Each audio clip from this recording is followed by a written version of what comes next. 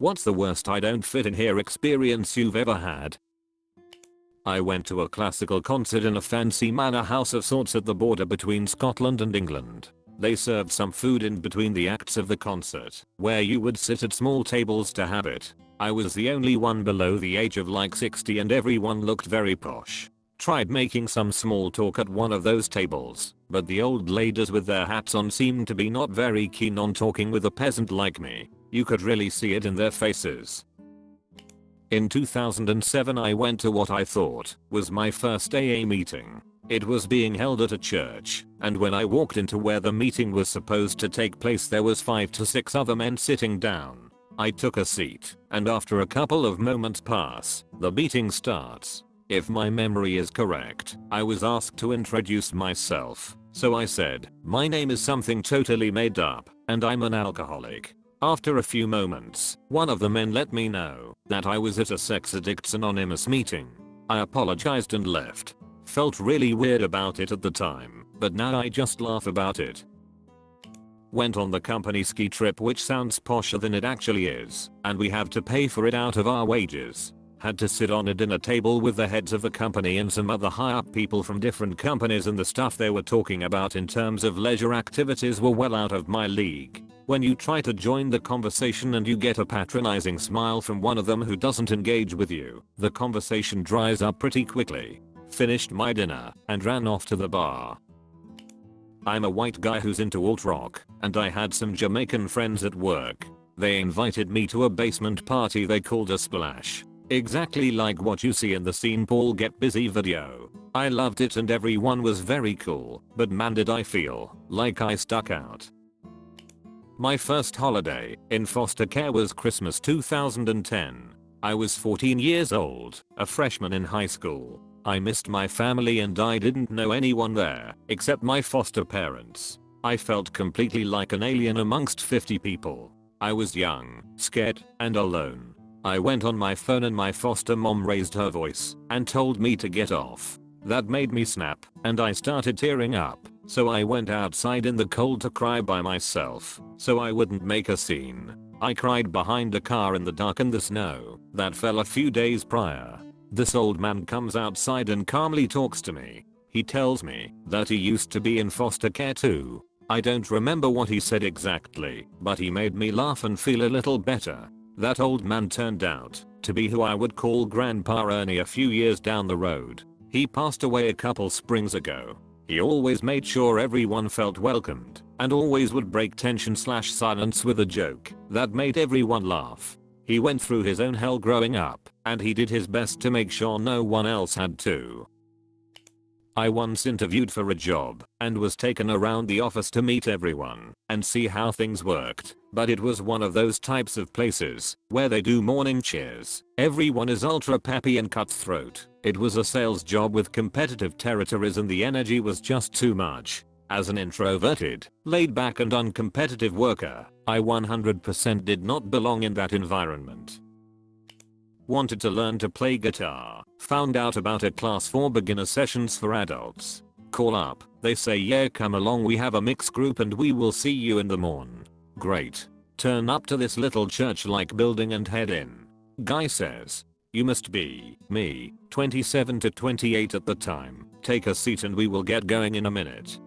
Please note I'm first to arrive, and the seats were tiny, but I didn't think anything of it at the time, just assumed it was what was available. Next minute a group of small children rush in and take their places, about 5 to 6 years old, with their guitars. Teacher starts taking the lesson. I'm obviously feeling awkward as I'm like Tom Hanks in Big and wanting to get out as soon as possible, but too polite to just get up and walk out.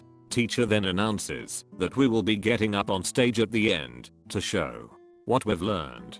Please note all these little kids are 10 times better than me, but I'm committed now and maybe it won't be so bad. Until the door opens and all of the parents walk in to watch the show. So there I was, sitting on a little chair with my knees higher than my head strumming along to some tune I couldn't play, surrounded by 5 to 6 year old and parents looking at me with that face you know wants to laugh. Recently moved to China due to work.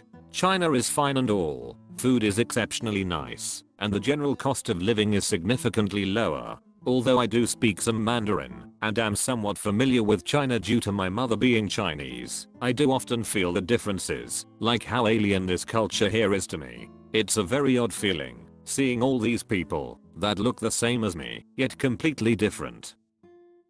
In southwestern Australia, I was there working for a bit and went out with some locals. We were walking home from the bar when one of them said he wanted to go for a bit of a longer walk, so we detoured around another block. Suddenly we were walking through the bush and then we pop out the other side near this sketchy house. A really sketchy dude comes out, looks at me and asks one of the guys who I am. They say I'm Canadian and he asks me a few questions, presumably to hear my accent. Then they hand him a few $100 and he hands them a few small bags of drugs. On the way home, the guys I'm with stop, open up one of the bags and smash the contents up on a rock and snort it. I politely decline. Suddenly everyone I'm with is high on meth. Once I was familiar with the area we were in, I got out of there. My mum and dad have been divorced since I was 8 years old, so 20 years. My dad has a girlfriend who he's recently moved in with. She has adult children and young grandchildren. Anyway, it was my dad's birthday a little while ago, and I went over to see him, and over the time I was there, more of his girlfriend's family turned up. I didn't fit in. My dad has kept us very separate until the last 12 months, and I've worked really hard on my relationship with my dad over the last few years, but had thought he wasn't able to give me the relationship I wanted to have with him, and I'd come to terms that that is how he is. Except it's not how he is, at all. Because he has that relationship with his partner's children and grandkids, and I sat there feeling ridiculously out of place. I didn't fit in. He only lives 25 minutes away, but they've all made very little effort with me, but they all see each other a lot. I didn't fit in, and I left after 4 hours, driving back to my home with tears in my eyes, wondering why I was so upset. And then I realized, it's because, once again, it's just another situation where I don't fit in. And I'm not gonna lie, that little 8-year-old girl inside of me cried a lot for a week or so. It was by far the worst I don't fit in here experience I've had yet. It broke my heart a little, actually. Sorry for rambling. I guess I kinda kept that to myself.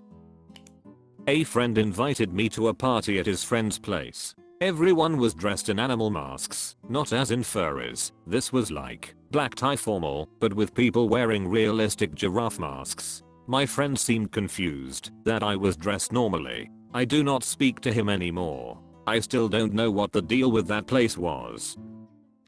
I just dropped everything to pursue a career in art. It's been my dream to open up a shop and to just make things and paint. I've been drawing all of my life, and I'm honestly not bad.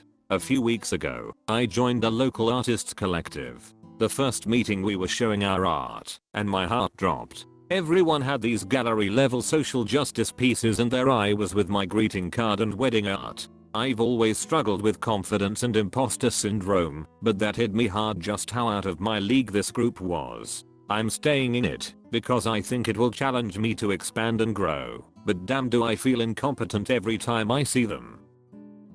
I came to Germany in 2017 with my Master of Science in Environmental Sciences from Hungary. A job to find was hard, so I had a plan B. I took a job by Deutsche Bahn, German Railways. I don't really know how to say it in English, but basically I control train stations and set routes for trains. Called Fahrdienstleiter in Germany, look it up if you want to. So I took the schooling. I had my first station, and as an apprentice or something like that I had to go to the tracks and inform people about where their train comes. I felt pretty shitty. It's normally not part of the job. All the passengers were well-suited men and women. Lots of offices around here, and I was in a dirty safety west. I just felt that I belonged to them, not here. In the end I found myself here. My next job will be at the central station in Nuremberg, which is a pretty big deal, like a flight control tower with trains. I love trains. So the building that I work in has an exclusive cafeteria, and by exclusive I mean that it is only for employees of the insurance company that occupies floors 10 through 18 of our building. It is not for us lowly administrative employees of a major cancer center that occupy floors 5 through 10. We have all heard rumors about this cafeteria and its delicious fresh food plated in a mat rivaling the fanciest Michelin star restaurants, all for low prices. So of course I had to go. The cafeteria is situated on the 15th floor. I got in the elevator only to find that one cannot access the 15th floor without a badge. The button simply will not press. Cue me riding up and down the elevator for 10 minutes until I was fortunate enough to ride with the chosen one with a badge. Sweet, forbidden cafeteria food awaits. So I casually follow this person off the elevator, lurking behind them as they badge into the cafeteria, which encompasses the entire floor in all its exclusive glory. I quietly slip in, wearing my own badge obscured by my cardigan, so that it's obvious I'm wearing a badge, but not so much what it is. Once inside I marvel over my choices. So much delicious food everywhere. A pasta station, salad bar, a fresh grill, fresh pizza, daily specials, a carvery with an array of smoked meats. I'm in heaven as I blissfully make my way through my selections up to the cashier. At this point I'm terrified, thinking that she is going to ask to see my ID, but she does not. I pay for my food, a meager sum of $7 or $8 for a king's ransom in deliciousness, and thinking that I have pulled off the greatest heist of our time, I make a break for the exit. It was then that I discovered you do not only need a badge to get in, you also need to use your badge to get out. Here I'm with my ill-begotten bounty and I'm trapped. The door is locked, and now heads are turning in my direction.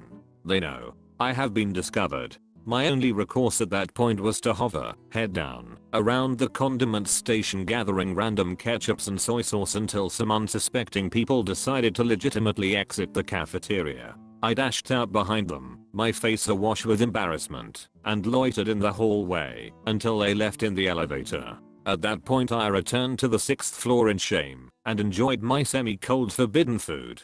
And that was when I felt like I truly did not belong in a cafeteria. That's it for today. Take care of each other in the comments.